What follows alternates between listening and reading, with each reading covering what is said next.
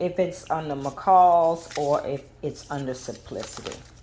But it is a jumper and romper pattern. It's pattern number B6548, and it's See and Sew. Inside your pattern, you will have a sheet of directions. It will show you the views that you can make the item in, the garment in. Has view A, which is a romper, and view B, which is a full-length jumpsuit. It also will give you what the pattern pieces are for views A and B, and the pieces it will take to make the pattern. It will tell you your number of pattern pieces. This pattern has 5 total pieces. Piece 1 is, and it will tell you here what the pieces are. Piece 1 is the bodice back and what it looks like. Piece 2 is the bodice front. Piece 3, pants front. Piece 4, pocket. Piece 5,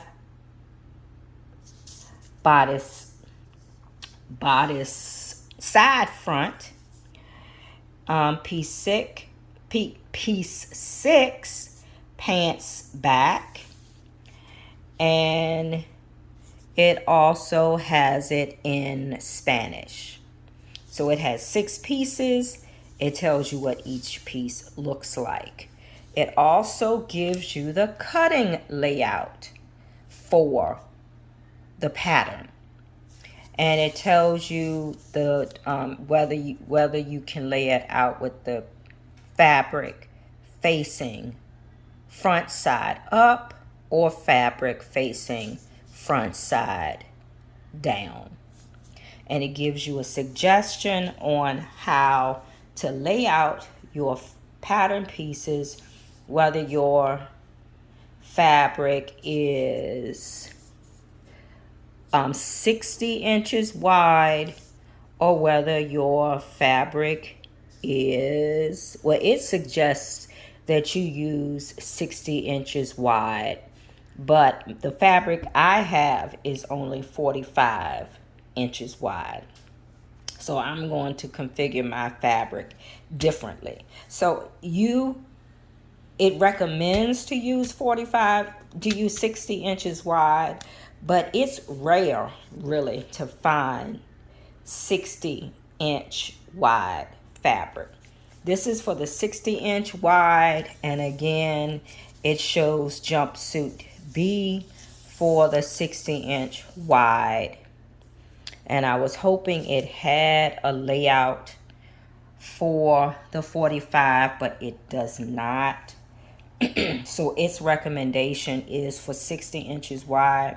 But as I have stated, in most fabric stores, unless you really do go to Joann's, and Joann's fabric carries most of the fabric. You can get fabric at Michael's, but Joann carries a lot of fabric. But to me, for my taste, Joann's is too expensive, so I rarely shop at Joann's.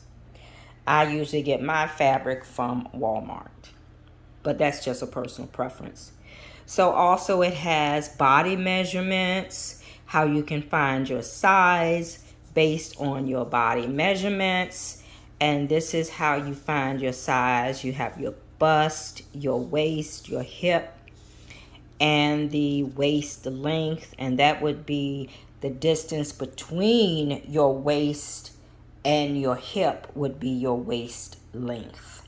So that's how you would find your size. So on here is where you can get a suggested of how you lay out your pieces for your pattern, on your fabric.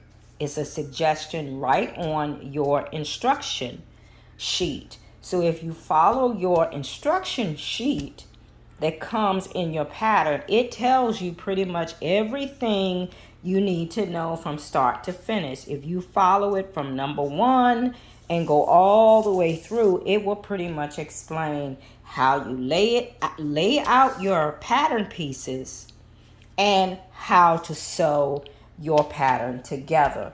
Really do follow this instruction sheet because it is valuable information on this sheet. It's very important for you to follow this instruction sheet that comes with your pattern because they have used it to actually sew this garment together from this instruction sheet.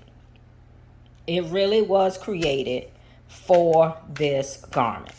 So that's really what you should do in making garments from patterns. Follow the instructions in the pattern that comes with the pattern.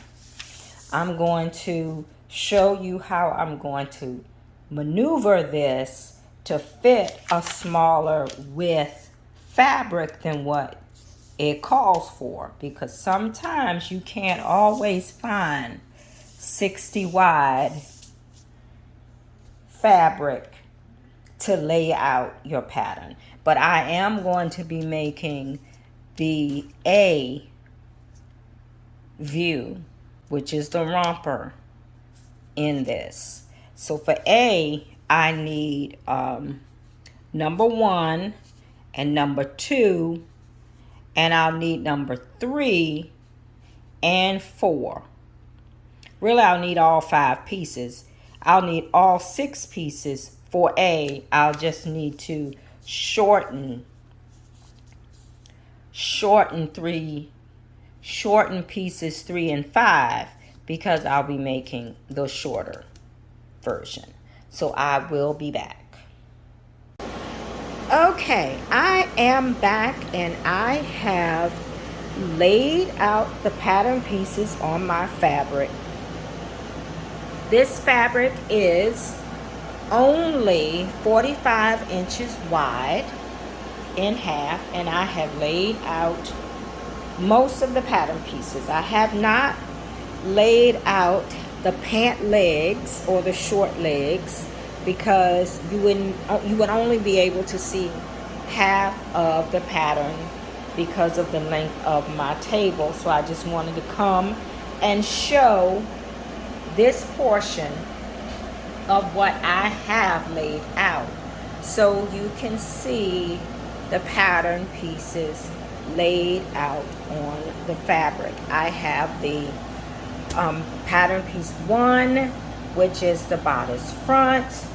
Here I have one of the pocket pieces. I have to cut 2. I've put that here. I have the other pocket piece. I have to cut 2.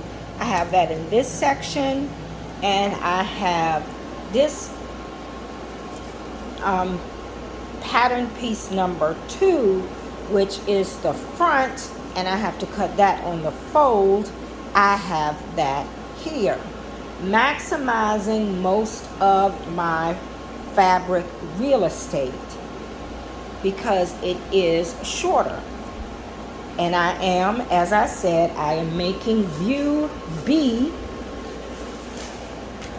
which is one thing I do want to show. These are the pinking shears that I use to cut my fabric.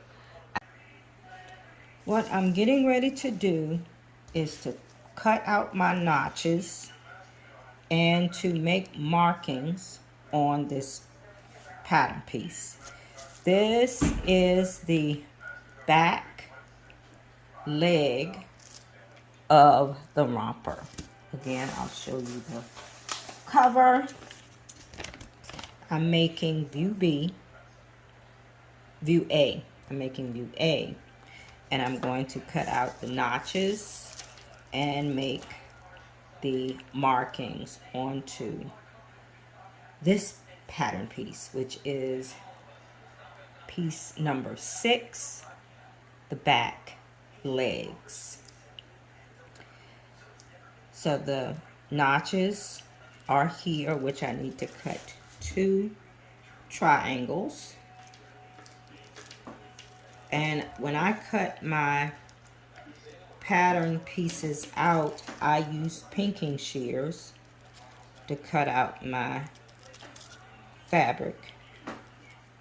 Some people will do French seams. That is a way to ensure that your fabric will not fray. Some people will use, and I can't think of the name of the method, where you fold your seam in and stitch it a second time. You can either do that by hand or by machine. And then some people will sew and they will cut a French and will cut with pinking shears after they have sewn the seams together. I would just rather save a second step and cut it out with pinking shears the first time. Also, it calls for making a circle here so that you can meet another piece here. So what I like to use these friction pins, and they will disappear with heat. So once I iron it, this ink will disappear. So I like to make my markings with the friction here. So I'll just make a simple dot, and I haven't had these pins for the length of time that the people who were supposed to be keeping our things from the fire, they had them. So it's going to take a little work to get the ink flowing again. Some of my things I did not get back. I think I had a pack of 6 of these, and I got back 2. Pack of 7, and I received 2 back instead of 7. So I'm doing that, I cut the notch on this side, I made the mark on this side, and then I have more notches to cut, but I won't bore you with watching me cut notches.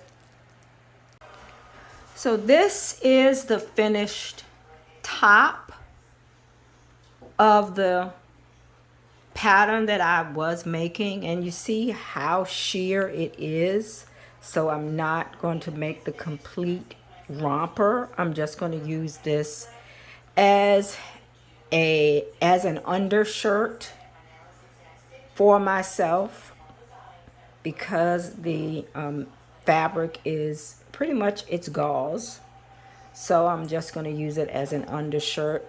I put in these darts here to enable this fabric to lie flat against the collar and not drape. So it's going to be an undershirt.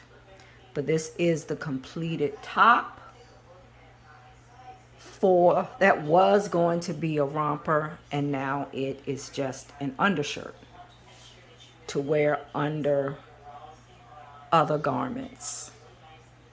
So thanks for watching. I hope the beginning of this pattern, which really was for how to lay out a pattern and how to cut a pattern, was helpful.